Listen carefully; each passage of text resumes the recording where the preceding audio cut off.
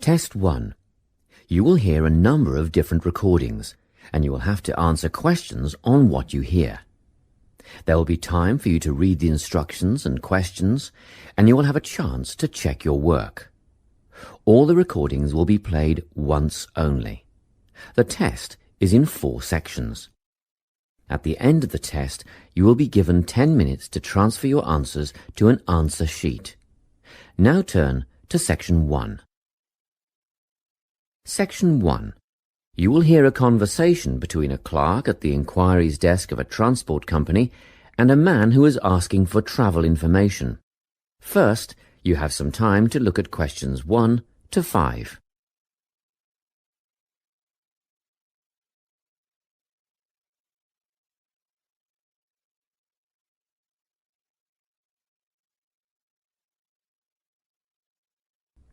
Now we shall begin. You should answer the questions as you listen, because you will not hear the recording a second time. Listen carefully and answer questions 1 to 5. Good morning, Travellink. How can I help you? Good morning.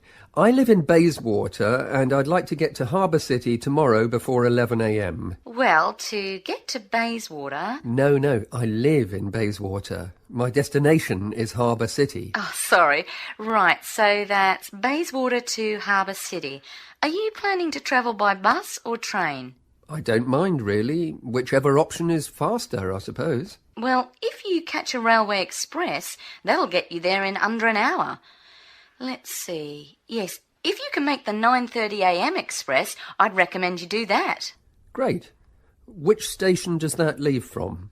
Helendale is the nearest train station to you. Did you say Helensvale? No, Helendale. That's Helendale. What's the best way to get to the Helendale station then? Well, hang on a minute while I look into that. Now, it seems to me that you have 2 options. Option 1 would be to take the 7:06 bus from the Bayswater Shopping Centre to Central Street. When you get there, you transfer to another bus which will take you to the station. Or the second option, if you don't mind walking a couple of kilometres, is to go directly to Central Street and get straight on the bus going to the train station. OK. Which bus is that? The 792 will take you to the station. I guess the walk will be good for me, so that might be the better option. What time do I catch the 792? There are 2 buses that should get you to the station on time, one just before 9 o'clock and one just after. But look, at that time of the morning it might be better to take the earlier one, just in case there's a traffic jam or something. The 8:55 is probably safer than the 9:05. Yeah, I don't want to miss the train, so I'll be sure to get on the 5 to 9 bus. Before you hear the rest of the conversation, you have some time to look at questions 6 to 10.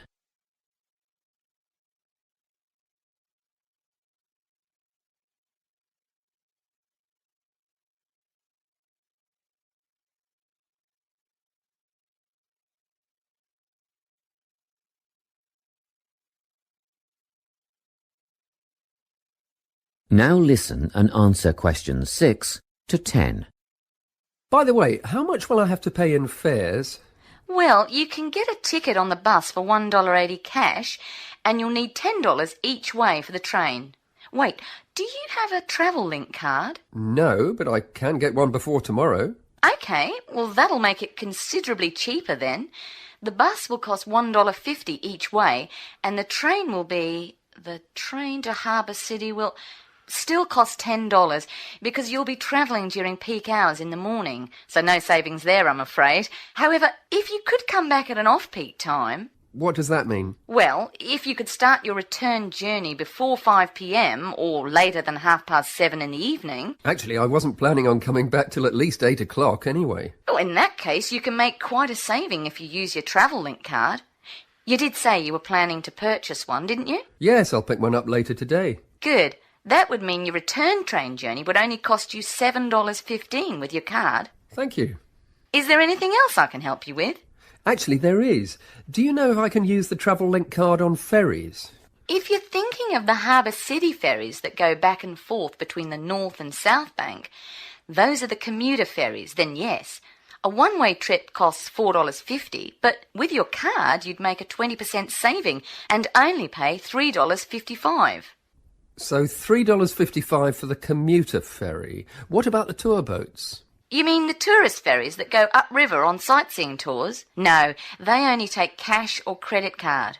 They're not part of the Travel Link company. Oh, I see. I don't suppose you know the cost of a tour? In actual fact, I do, because I took a friend on the trip upriver just last week.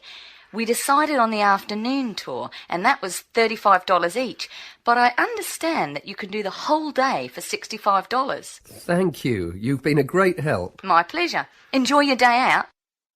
That is the end of section 1. You now have half a minute to check your answers.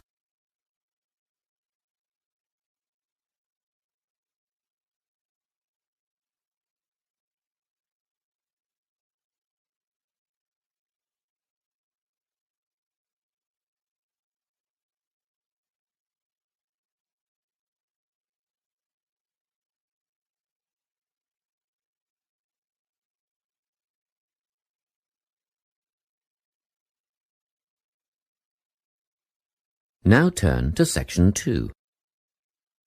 Section 2. You will hear a guidance counsellor talking to a group of students. First, you have some time to look at questions 11 to 14.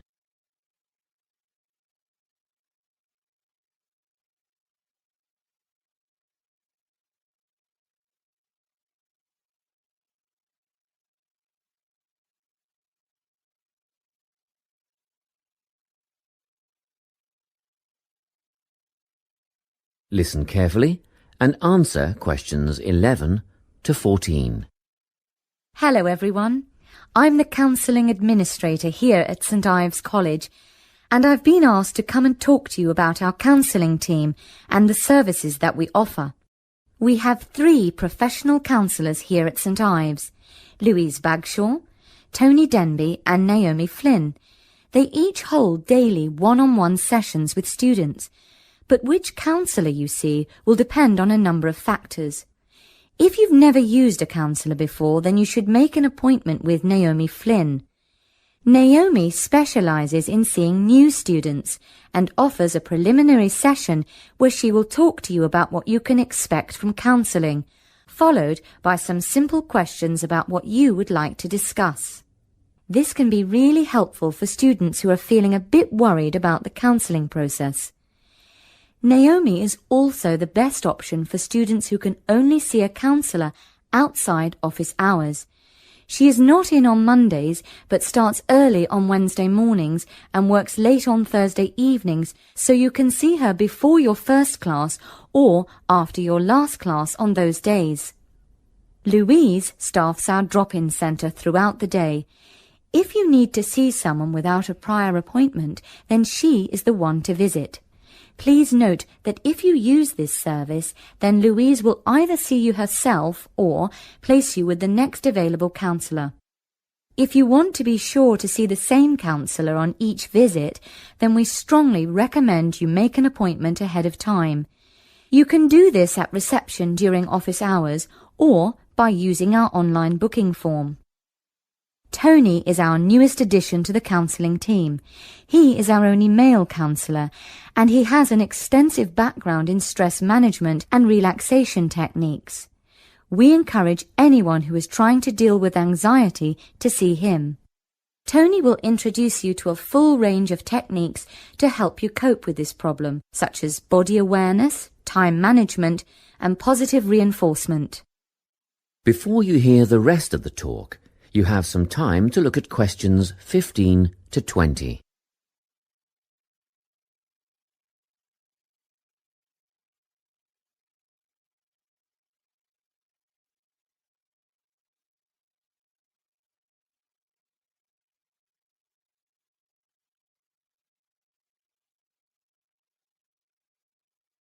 Now listen and answer questions 15 to 20. Each semester, the counselling team runs a number of small group workshops. These last for 2 hours and are free to all enrolled students. Our first workshop is called Adjusting. We've found that tertiary education can come as a big shock for some people. After the structured learning environment of school, it is easy to feel lost. In this workshop, we will introduce you to what is necessary for academic success. As you might expect, we're targeting first-year students with this offering. Getting organised follows on from the first workshop. Here, we're going to help you break the habit of putting things off, get the most out of your time, and discover the right balance between academic and recreational activities. With Getting Organised, we're catering to a broader crowd, which includes all undergraduates and postgraduates. Next up is a workshop called Communicating. The way people interact here may be quite different to what you're used to, especially if you've come from abroad. We'll cover an area that many foreign students struggle with, how to talk with teachers and other staff. We'll cover all aspects of multicultural communication. International students tend to get a lot out of this class, so we particularly encourage you to come along. But I must say that sometimes students from a local background find it helpful too. So, everyone is welcome. The anxiety workshop is held later on in the year and deals with something you will all be familiar with, the nerves and anxiety that come when exams are approaching. Many students go through their entire academic careers suffering like this, but you don't have to. Come to this workshop and we'll teach you all about relaxation and how to breathe properly, as well as meditation and other strategies to remain calm. We've tailored this workshop to anyone who is going to sit exams. Finally, we have the motivation workshop. The big topic here is how to stay on target and motivated during long-term research projects. This workshop is strictly for research students, as less advanced students already have several workshops catering to their needs. Well, that's it. Thanks for your time. If you have any questions or want more information about our services, do come and see us at the counselling service. That is the end of section 2. You now have half a minute to check your answers.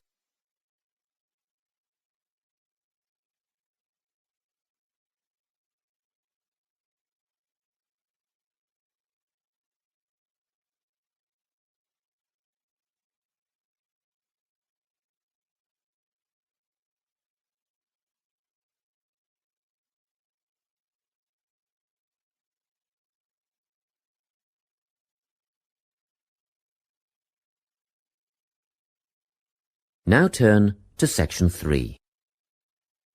Section 3.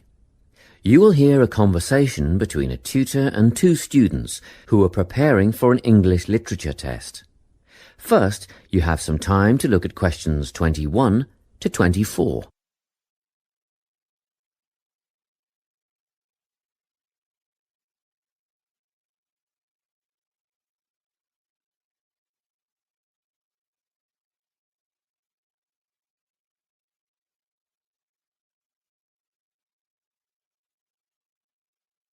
Listen carefully and answer questions 21 to 24.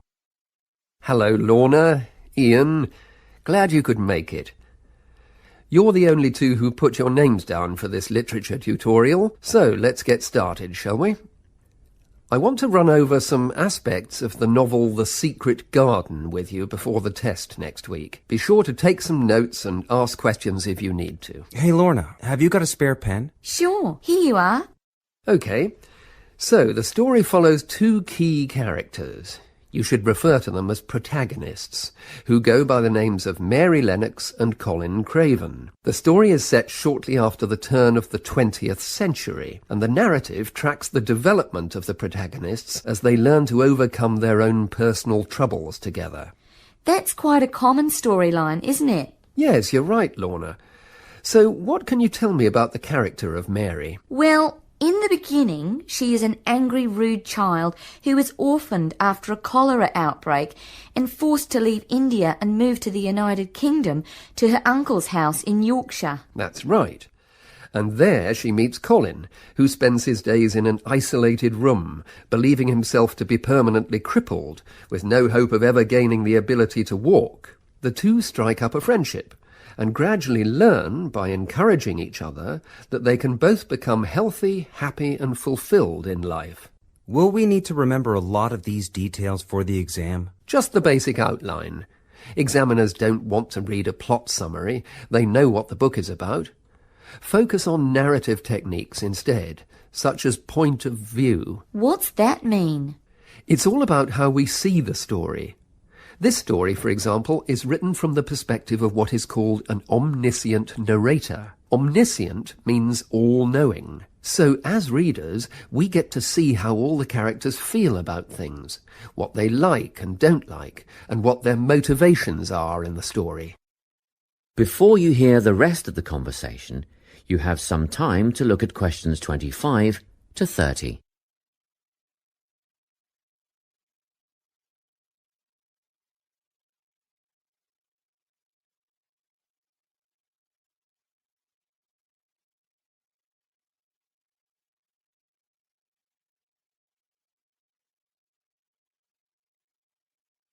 Now listen and answer questions 25 to 30.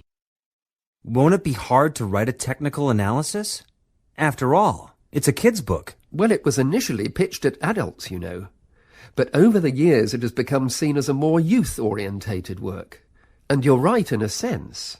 The simple vocabulary and absence of foreshadowing make the story very easy to follow and ideally suited for children. But that doesn't mean there isn't much to analyse. Look at the symbolism, for instance. Symbols are things, right?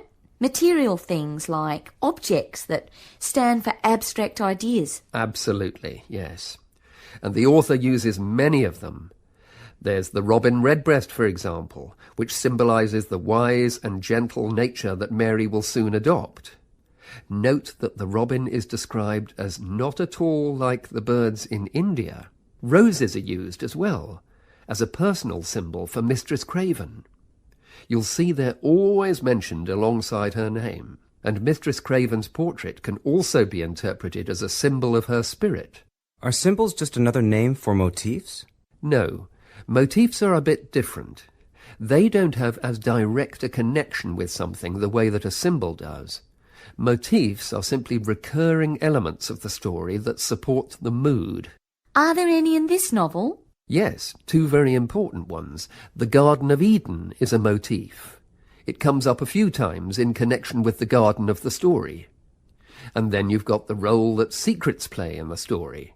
In the beginning, everything is steeped in secrecy, and slowly the characters share their secrets, and in the process move from darkness to lightness, metaphorically, but also, in the case of Colin, quite literally. His room in the beginning has the curtains drawn, and he appears at the end in the brightness of the garden. Anything else we need to know about? Yes. Nearly all novels explore universal concepts that everyone has experienced. Things like love, family, loneliness, friendship. These are called themes. The Secret Garden has a few themes that all centre on the idea of connections.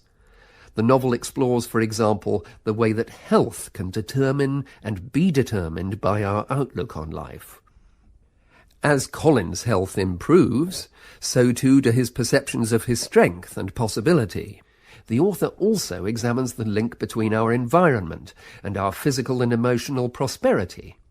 The dark, cramped rooms of the manor house stifle the development of our protagonists. The garden and natural environments allow them to blossom, just as the flowers do. Finally, this book looks at connections between individuals, namely Mary and Colin. This necessity of human companionship is the novel's most significant theme, because none of their development as individuals would have occurred without their knowing each other. Well, that about sums it up, I think. That's a great help, thanks. Yes, thanks very much. That is the end of section 3. You now have half a minute to check your answers.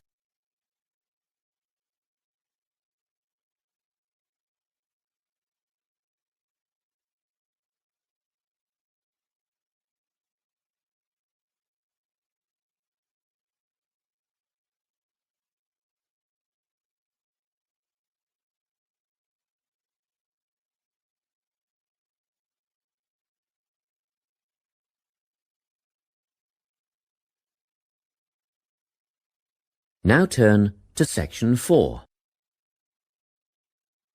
Section 4.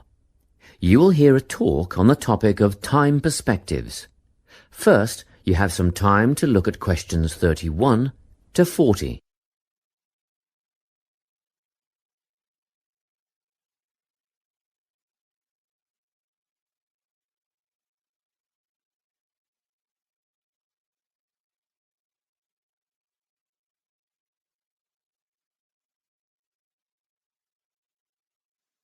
Listen carefully and answer questions 31 to 40.